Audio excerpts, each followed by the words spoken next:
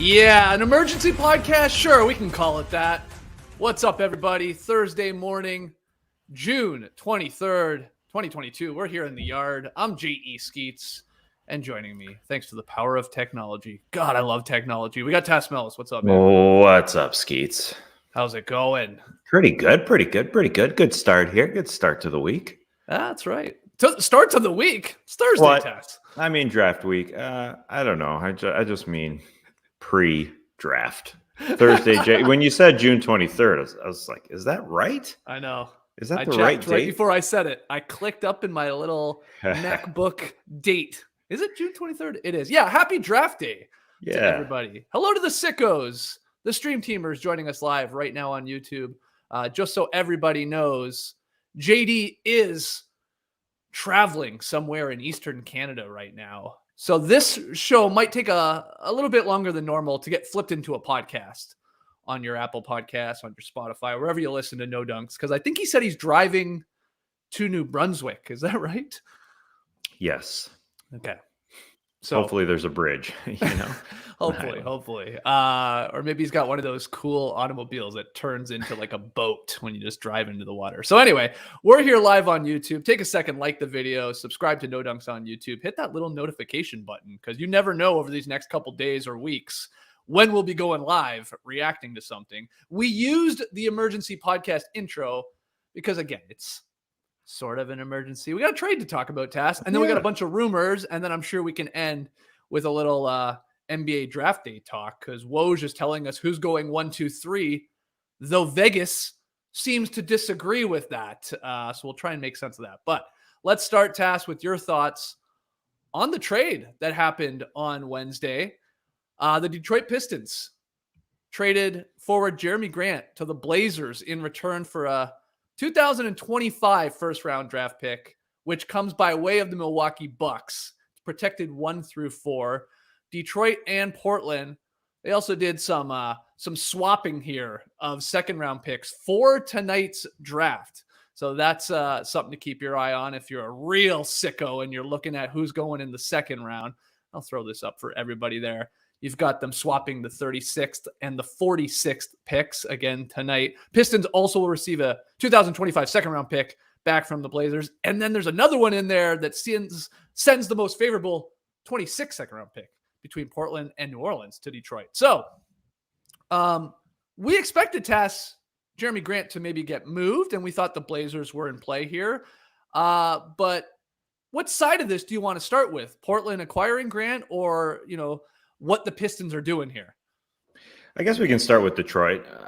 I'm excited for draft week because we got a trade first off. Even if this isn't a blockbuster, I expected the Pistons to be able to get more than a late first round pick for Jerami Grant. It's a Bucks pick. It's going to be late.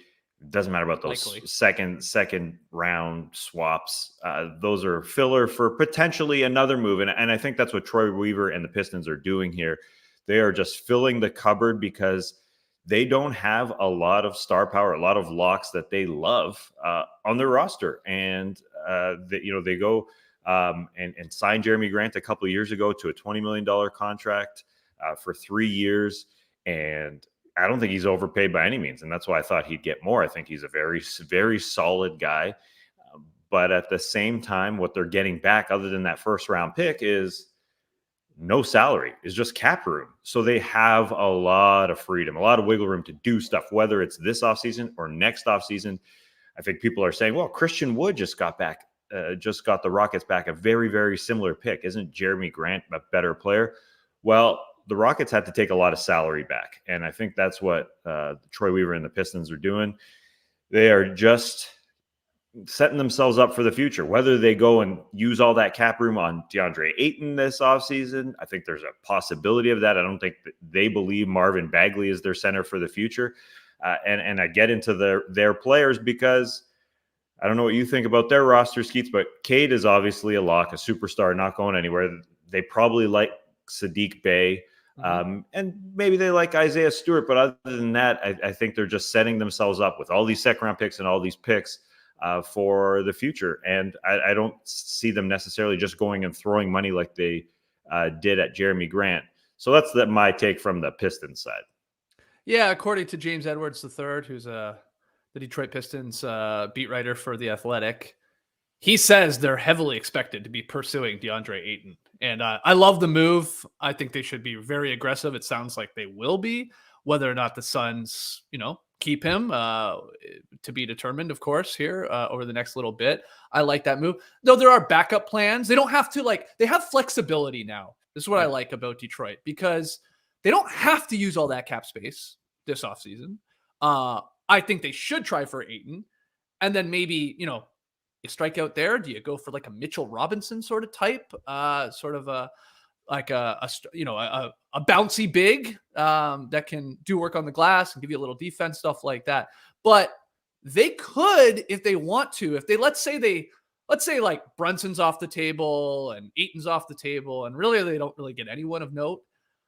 They could do this whole thing where they just take on bad contracts and collect more assets and really just slow play this with Cade, Bay, and Isaiah Stewart. That's not a bad plan either. So they can go a couple directions here.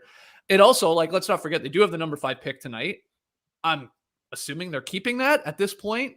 And you move Grant. Does that mean they're pretty confident they're getting Keegan Murray at number 5? If it goes the way we think it might, if Ivy goes 4, do they go Benedict Mathurin? I guess they could too as well. But I like this play here from the Pistons, because they signed Grant, not to an insane contract, and this guy's coming up for an extension. And they say, well, he's not really going to pair with our young talent here, so let's get something. Now, could they have gotten more? I think a lot of people were a little confused when this dropped, right? Yesterday, Tas, people were like, what? That's it?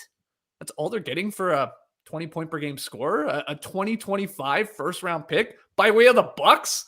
Is Giannis still on the team? Like you said, if Giannis is playing, well, it's likely going to be a very low first-round pick. And a lot of people thought they probably could have got a lottery pick. And maybe they could have at the deadline, right, last year. Then again, maybe because of the extension that Grant's coming up against, teams are like, no, they're not that interested in giving a lottery pick or 2 first-round picks or something like that. So this is Troy Weaver making moves, though, and I like it from Detroit's side of things a lot. But it's also a little bit TBD on what they do with the cap space. I mean, cap space ain't putting up 20 points per game for you and playing a little defense. So, yeah, but a couple of years ago they said, well, we're going to try and expedite our process here and go get Jerami Grant and try and be a good team. That obviously didn't work. They're still a horrendous team. Now they have the flexibility that a lot of teams don't have right now. Even though it's not a great free agent crop, they have the flexibility to, like you said, take on some bad contracts, maybe fill the cupboard up a little bit more. They're just a losing team the last couple years, and now they're likely to continue to be a losing team, but they still have flexibility. And yeah, they could use that cap space for a young star to pair with Cade, whether it's Ayton or whether it's next offseason. From the Blazers side, listen, I do like Jerami Grant as a complimentary player, and it seems like putting wings who can really defend around Damian Lillard makes a lot of sense. But this little stepping stone, even if they didn't give up much, it doesn't necessarily mean they're going to be a great team next year. It's right. The West is tough sledding. Just look at last year's playoff bracket. It's those teams plus the teams deeper in the West are still going to be great. So are the Blazers are going to be able to contend with the top 6, top 8 of the Suns, Grizzlies, Warriors, Jazz, miss the Mavs, Nuggets still have an MVP, the Wolves, the Pelicans, the Lakers are going to come on. That's a lot for a team now that is led by Damian Lillard. Jerami Grant's their second best player. And then, Anthony Simons, I guess you could throw as your second best player. And then a lot of role players. And listen, I'm a Justice Winslow guy. I'm an Eric Bledsoe guy, and Josh Hart and all that. But that's going to be tough. It's going to be tough for them. I assume they still want to make another move. And I know there's lots of rumors about the Blazers out there. Yeah, you're right. The core right now, Lillard, Simons, Hart, now Grant. What are they doing with Nurkic? Is he going to be continuing to play for them? Are they going to sign him? What type of deal is he looking at? Who's their center if they don't? I agree with you. That doesn't scream to me like, well, that's obviously a top 5 team in the West. No way. that's a team like still, even with full Dame time, probably like scrapping and clawing to get into the playoffs. Now, that's fine though. This is the direction they're going, right? Otherwise, they're blowing it up and they're trading Damian Lillard, and you're just like full on rebuild. But they think at his age, him coming back from injury, I mean, he only played like 30 games last year. We barely saw him. Then they shut everybody down and totally tanked their way to the number 7 pick here. They're like, well, we want to be competitive still. So good move getting Grant. I mean, he's a good player, like we said. Definitely better in a secondary, third type role than being like your main guy. And they didn't give up a ton to get him. No. I mean, at least it's not 2 first-round picks like they did for Covington back in the day. This is one future pick. Like, it's a who knows. You never know. Giannis gets injured that year and it's suddenly like a juicy, top 10 pick. It could be, but it's probably not going to be. So they take the flyer. Now they'll probably just have to pay Grant. What's the extension? Like 4 years, 120-ish? Is that right? 112? Something like 112, I guess, is the extension. 6 months after the trade here is finalized is a possibility.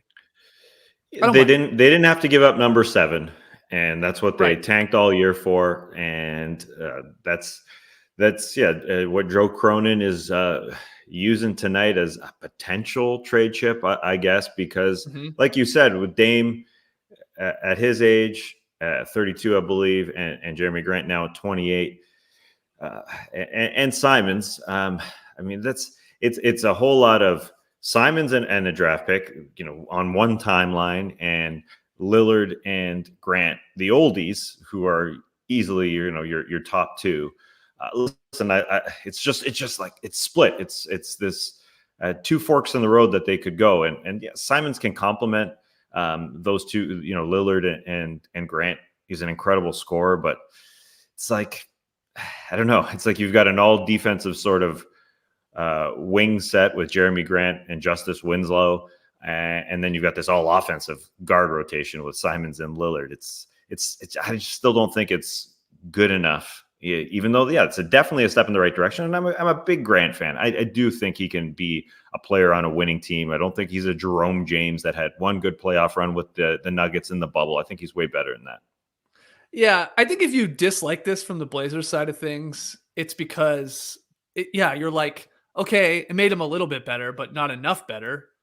But again, I think the only way for them to like completely change the trajectory of their team is to trade Damian Lillard. And if you're not doing that, then you need to make at least moves like this to bring in more talent, a guy that can play some defense too. That's a whole other part of this. Like, let's get a guy. I mean, that was supposed to be Covington, and everybody was just saying, well, Covington's, he's not really like a lockdown defender. He's good in the system. He's a decent help guy, but he's like, you're not throwing him on like an elite wing and saying, all right, shut him down. Grant is a little bit more like that. I don't think he gets sort of still the respect across the league for being the defender he is, as sort of like a one-on-one guy, but maybe he will now, sort of under the brighter lights of Portland, if they can surprise people. I like it because I didn't give up a ton. No. And if their direction is we're keeping Lillard, which is, to me, is what they're saying, of course, then you got to just add better guys. Sure. And they did for a pick, really. But they're still not good enough defensively either, right? Well, they're better. Yeah, they're better. No, they're better. They made a step in the right direction. I know Dame said after his abdomen injury that he is going to be the best Damian Lillard he has ever been in his career. These few months off, where he could have technically come back, but he was playing smart for, I think, both him and the franchise. I'm sure he feels ridiculously fresh. They got the best pick that they possibly could get, but he's not getting younger. I just seeing them stacked up against the rest of the West, even though Dame can lift you to a playoff spot, it's still going to be tough with this roster. So we're talking here Thursday, June 23rd. I think that's the date, at 9:18 Eastern AM. The things could be very different 24 hours from now, but if it's the number 7 pick joining Jerami Grant and Damian Lillard and Bledsoe and Winslow, and like you said, Nurk, who is a question mark, and he's not obviously getting younger, and he wasn't part of a great defense last year. I don't see them better than a play-in tournament team, then it's still hard. Yeah. Well, let's spin into that rumor then here. And we'll move with a little pace because I can hear my dog Luna puking all over the living room right now. This is we had a rough night here in the household, Tess. Uh-oh. Yeah, it was bad. 1:30 in the morning, she jumped off the bed, and when she jumps off the bed late at night, that means something's wrong. And the puking occurred, and it's continuing here this morning. So this is nuts. I could just hear her like barf in her lungs. So now she's embarrassed. She doesn't want to show her face. Okay, so the Blazers. This one from Chris Haynes, Yahoo Sports. And this involves our Raptors. So let's break it down. They're very interested in acquiring OG Anunoby. And by all accounts, if they were to do so, it would take the number 7 pick in tonight's draft. And, let's maybe a heart or some more, obviously, some money going back to the Raptors to make it happen. They don't have any space there to just fold him in. What'd you think of this? It sounds like you like the concept from the Blazers side of things because you want them to keep doing things. But do you believe this is at all happening here? That Masai Ujiri and Bobby Webster would be like, okay, yeah, we'll move OG off for that number 7 pick because they see somebody they really want? Maybe Luna heard about this rumor and she's just puking. She doesn't like it from any side. At least she got off the bed, you know? Oh, smart dog. But I'm literally, there's landmines out in this room and the other room right now. I mean, she did it like 5 times while you were talking, setting up the trade. Oh boy. All right, well, let's move. So OG, it's hard to trade one of your babies. You know, if it's from the Raptors' perspective, you got to be filling a need, and I don't think Masai Ujiri, would hold off on trading OG Anunoby, even though he's one of his guys. If he was able to trade for a need, and what are the Raptors' needs? Well, they've got 6'9" wings all over the place. Really, I know everybody talks about getting a center that can defend the rim, but I also think that if it was Anthony Simons coming back as a scoring point guard, I mean, that would alleviate so much pressure from Van Vliet and Siakam, and then you've got Barnes, and then you've got a real team. Yeah, you need a center as well, but at the same time, if I'm Masai Ujiri, it's harder to fill that point guard spot than it is a center who can defend the rim. So I kind of start thinking if this is going to happen, that Masai would be looking at Simons. Now, I don't know if the Blazers are willing to do that. And then they also have that center need. And so maybe they're really high on Jalen Duren in this draft from Memphis at the center spot, maybe. But I don't see Masai going that young at this point. It's possible, I guess, but you hit a home run last year with Scotty Barnes being well beyond his years. I don't know if they try and do. I don't see OG for the 7 happening for the Raps. For the Blazers, yeah. Number 7.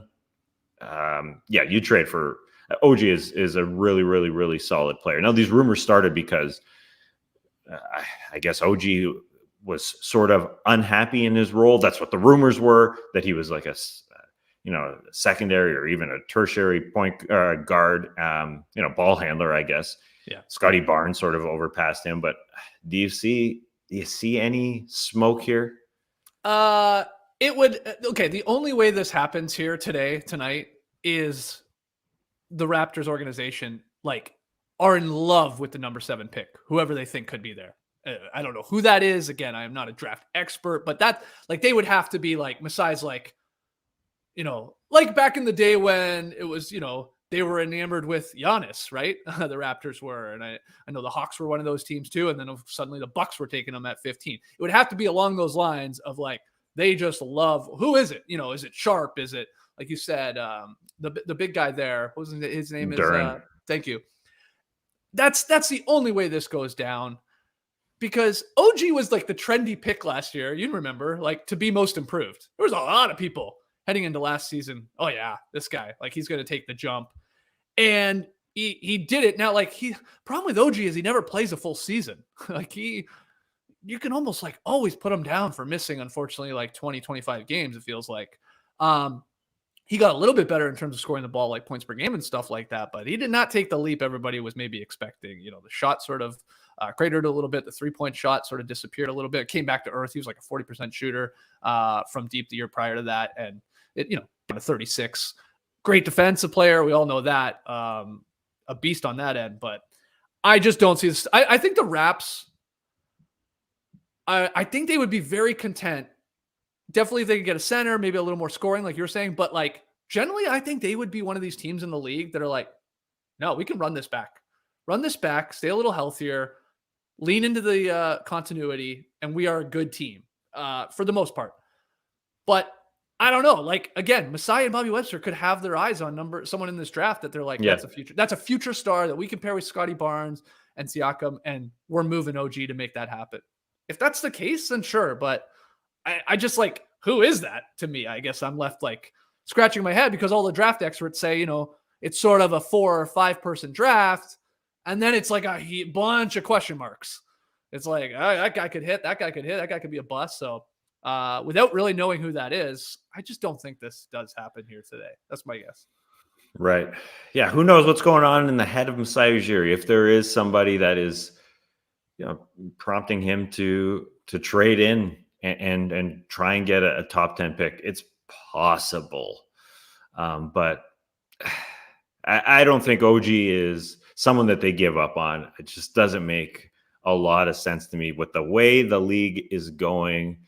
You just got to have as many of those 6'7", 6'8", 6'9" wings on your team as possible. And I know they already have 2 in Siakam and Barnes, and they have other needs. There's no doubt.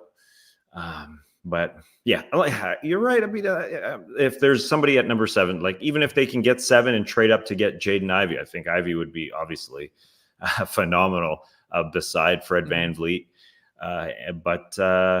Yeah, they'd have to get somebody that is a big part of their starting lineup, I think, like a real part of their starting, not some, wishful thinking a couple of years down the road, this number 7 pick materializes. They want to be good now. Siakam is good now. Fred is great now. And so, yeah, unless Masai knows something that the draft experts aren't seeing, unless he can turn him into a star right away, that number 7 pick, or trade that number 7 pick into something else, then right. I don't see it happening. Because OG too, let's not forget, he is like on a really, really friendly contract. Like he's locked up here for a couple of years. He's like going to be making 17 million, and then like it goes up a little bit, 18 million, and I don't even think get to 20 million. So like, I think the final year is a team option, if I remember correctly. So that's a good, when he plays, he's damn good. I mean, that's my only concern with him is that there's a lot of times that he misses for weird injuries. And that was his whole knock coming out of the draft. Remember, that's why teams were avoiding him.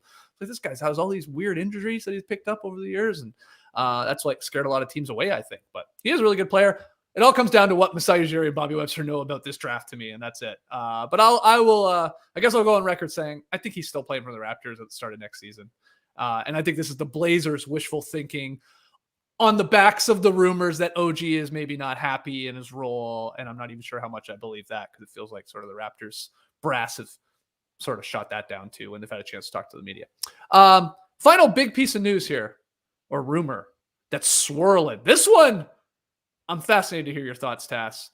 It involves the Spurs and the Hawks. Apparently, it's from Jake Fisher at Bleacher Report, discussing a deal around Dejounte Murray for John Collins. And the Spurs have told interested teams, look, Dejounte Murray is available. We're interested possibly in moving him, but it would take, quote, a Drew Holiday-like package to get Dejounte Murray off the Spurs' hands. So it wouldn't just be Collins for Murray here. It'd be, in theory, a ton of picks. But what do you think of this rumor with Dejounte Murray just being even possibly available for the right price? Do you buy it? Maybe this is a new era in the San Antonio Spurs. Listen, Dejounte Murray, it would have to be a huge package. This rumor of just John Collins from the Hawks doesn't really make a lot of sense to me. Dejounte Murray is further along in his development than John Collins. He was just a frickin' all-star. But, it doesn't sound like the Spurs to just trade their best player. It doesn't sound like them. But I think why I say maybe this is a new era of the Spurs, maybe they are talking to people. And they made a trade at the trade deadline. That doesn't usually happen with the San Antonio Spurs. I just think that they're maybe talking, and when somebody hears that somebody's talking, well, that's a rumor, baby. That generates the smoke. But I don't think that Dejounte Murray is going anywhere. It doesn't make any sense to me. Trade your best player for what? I mean, it would have to be a huge package back, and it would have to have, I think, a very good player coming back as well, because he is their best player by far. I mean, Yeah. I don't get it. So a couple things here, just in case you forgot, the Drew Holiday type package. Well, when the Bucks added Holiday, it took them Eric Bledsoe's contract, George Hill, 3 future first round picks, 3, and then 2 additional draft pick swaps. So a lot of draft capital there. So I guess that's in theory what the Spurs would want. Call it 2 or 3 first round picks and probably a couple swaps, which is of course a lot. But according to Fisher Tas, he says there's this weird sense among NBA executives that San Antonio, they're open to an extended rebuild, and that maybe they're like a little worried of Murray's inevitable expensive contract extension, which is like, it's not around the corner, but it's like around the block, right? He's currently a 4-year, $64 million deal. I mean, what a deal. That's set to expire in 2024. And then he's probably looking at with these type of numbers, the guy is flirting with a triple double on a season. He gives you defense. That's like max money right there, of course. Yeah. So that's the concern, I guess, that they don't want to be the ones to eventually pay that. I don't know. But why not? Why wouldn't you pay him when I get, you want to rebuild, but you got to pay somebody, and why not pay an all-star? They really have nobody on their roster that's shown anything close to, I mean, they have guards. Yeah. Lonnie Walker and Devin Vassell has been solid. Lonnie Walker has not been impressive enough. I mean, he can barely start on this team. Who do they have that they wouldn't pay Dejounte Murray max money? It doesn't make sense to me at all, really, unless they think that because there's not enough talent around Dejounte Murray that they've just got to start from scratch. That even if you sign soon to be 26-year-old Dejounte Murray to a max contract, that they're not going to be good enough around him because they don't have enough. I mean, Keldon Johnson, I guess, is the other player I didn't mention. They hope Josh Primo can be a player, but I feel like if this is true, that's the concern of the Spurs front office. It's less to do really with Dejounte Murray. It's like you were saying when you were talking about the Blazers. It's them looking at the landscape of the West going, even with Dejounte Murray in his prime, putting up 22 10s and 10s every night, that ain't going to cut it here. And like, they're like, well, let's kick the can down the road and like, let all these teams battle it out for the 3, 4, 5-year window, and we'll be set up to then sort of flourish, hitting on all these potential picks that would be coming our way. That would be the thinking to me, because I love Dejounte Murray too. Look, should the Hawks do this? Should the Hawks be like, if this was real, if you buy this rumor, should the Hawks be super aggressive? Of course, Collins is going to be traded. Like, I'm sure we're going to stop this recording on this podcast and he'll be traded an hour later, because it sounds like Collins is on the move tonight or on draft day here. But should they really, really go get Dejounte Murray? Do you like the idea of that? If it costs them a lot of picks to pair with Trae Young and let's say DeAndre Hunter as your 1, 2, 3 right there? Oh, yeah. Yeah. DeJounte beside Trae Young, so good. So good. That would be phenomenal. An incredible defensive player, but also a ball handler. Yes. And yeah, it sure seems like John Collins is going to move, even though he's a solid player. Yeah, that would be a great backcourt. But you don't think it's going to happen? No. Okay. No, I don't. That's even weirder to me. If the Spurs are trying to blow it up, why trade for a player who hasn't done as much in his career, like John Collins, compared to Dejounte Murray? It does, even though he's sort of on the same timeline as that doesn't make sense to me. Yeah, the only other thing I can think of with all of this is, this type of report leaking or whatever. Maybe it's the Spurs pushing the narrative. Hey, we're looking to move Dejounte Murray if you got a lot of picks. Like, does it pique the interest of the Knicks or the Wizards, who we know like need a guard or lead guard? Like, wow.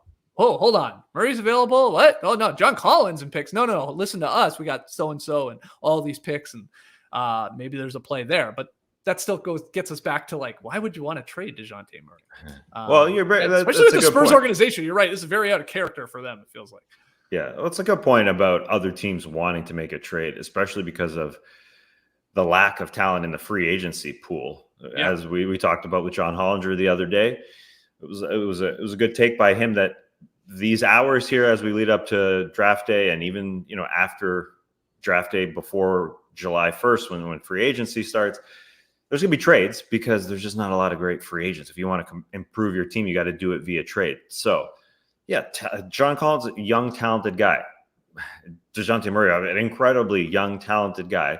And so there's going to be rumors around them. There's been rumors around John Collins for years. Yeah. And maybe this is the Hawks, just trying to increase the package for John Collins. You see, we almost got Dejounte Murray for him. You got to offer something juicy, though, right? Right. Because, it seems like John Collins is done in Atlanta. And if you can get Dejounte Murray for him, my goodness. What is John Collins honestly going to be traded for today / tonight / tomorrow? I mean, if Jerami Grant's only going for a first-round pick in 2025 that's protected 1 through 4, I mean, Collins is, would you agree, is like somewhat comparable, I think, to a Grant sort of status in the league. A good, not great player in the right system. You're loving it. For the right amount of money, you're loving it. You don't want to max, no. So are we going to see something comparable tonight? Does he go for a lottery pick? Probably not at this point. But it just takes one. It just takes one. It takes one, and it's Collins assigned to a longer deal that's guaranteed money than Jerami Grant. So I think that's the biggest thing. He's a little younger. I say it just takes one because it takes one team to really believe in Collins sort of being a number 2 type complementary player, and he's he's still younger, and he just wanted his his role to increase.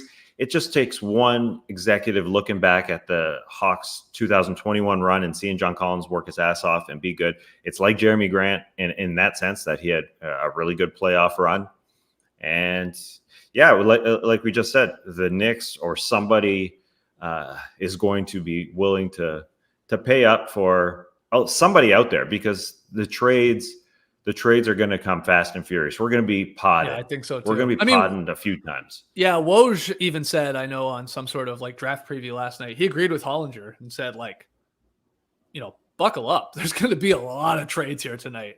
This was a big reason why we wanted to jump on here this morning. We weren't planning on doing a podcast, but I feel like we need to get the Jerami Grant trade out of the way, some of these rumors out of the way, because I think in the next couple hours and then later tonight, there's going to be so much to talk about. And we will be back tomorrow for a little drop podcast fun, breaking down hopefully all these trades and all of the picks tonight. I will say, final thing before I go clean up the dog puke. Woj tweeted at like 8:30 this morning. Like, Woj just rolls out of bed, grabs his phone, is like, okay, let's tweet this. Quote, as team boards finalize today, the 1, 2, 3 of the NBA draft is increasingly firm per sources. Jabari Smith to Orlando, Chet Holmgren to OKC, and Paolo Banchero to Houston. Okay. Now, this is fascinating, Tas. Not that order, 1, 2, 3. I mean, most people have been saying that's how it's going to go. But I don't know if you saw last night, and I think even still into this morning, there was a lot of confusion coming from Vegas that Paolo was like the favorite to go number 1. And everybody's like going like, what the hell's going on here? Like, that means the Magic are taking him? Does that mean the Rockets are trading up to take him? So I don't know if you have any thoughts on Woj's tweet, what Vegas is doing with these odds, and what even happens tonight. Listen, it's a whirlwind out there. I don't know. It's too much information for me. I'm starting to think maybe the Blazers. I underestimate Josh Hart. I'm just getting high over here. I'm getting high on all these rumors. I'm starting to think, Josh Hart, solid defensive player with Damian Lillard. Maybe they can make the postseason with this offensive defensive dual lineup. Hey, maybe Jaden Ivey goes 1. I don't know. There's just too. I know. That was. Listen, we had Hollinger thinking that Chet Holmgren would go to the Orlando Magic at number 1. I guess still in play. Yeah, they love their longs.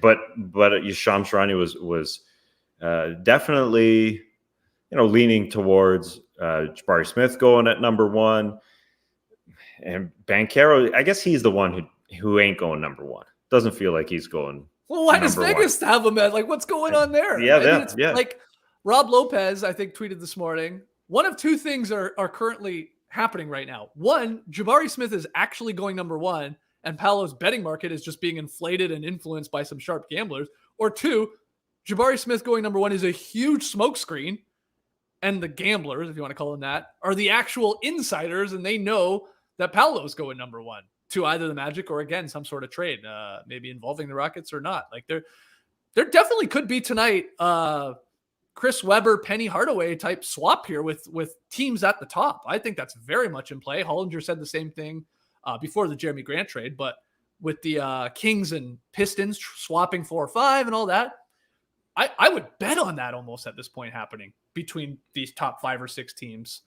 Some little maneuvering around to get the guy you really want, and maybe you get an asset in return, whatever team trading down. But we'll see.